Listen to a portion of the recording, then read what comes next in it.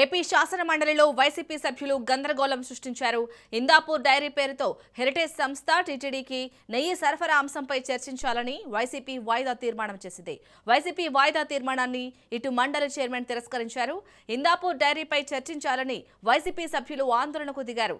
YCP సభ్యులు chairman podium వద్దకు దూసుకెళ్లారు. YCP సభ్యులపై మంత్రి అనిత విరుచుకుపడ్డారు.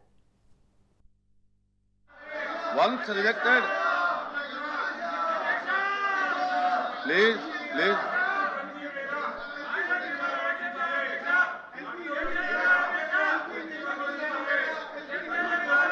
దయచేసి క్వశ్చన్ అవర్ జరగనివ్వండి.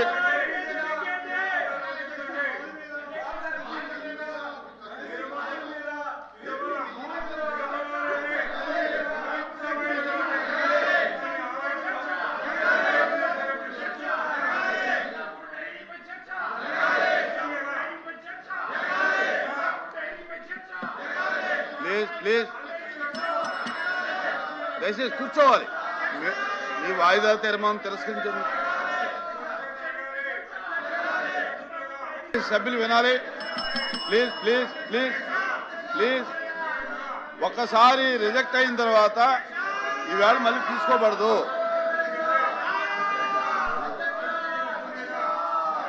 మీరు కూర్చోవాలి.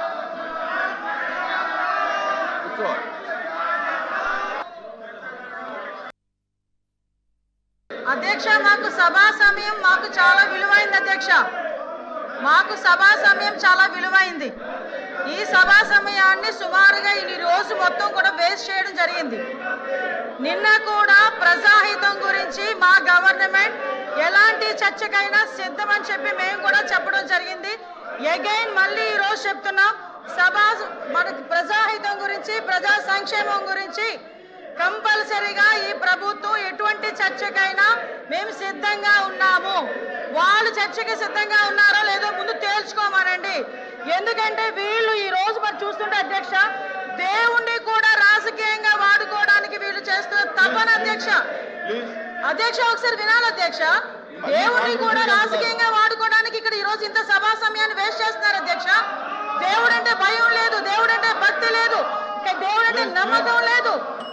ఇటువంటి నమ్మకం లేని వాళ్ళు ఈ రోజు వచ్చి దేవుడు విషయాన్ని తీసుకొచ్చి ప్రజల తాలూకా మనోభావాలు, భక్తుల తాలూకా మనోభావాలు దెబ్బతీసే విధంగా మాట్లాడుతూ ఉంటే మేము ఎలా ఊరుకుంటాం అధ్యక్ష?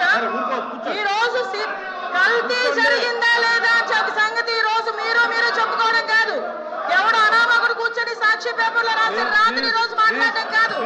సిబిఐ ఛార్జ్ షీట్ చెప్పింది ఇందులో అడల్టరేషన్ జరిగింది అని. 240 కోట్ల రూపాయలు తీసుకొచ్చి మీ జేబుల్లో నింపు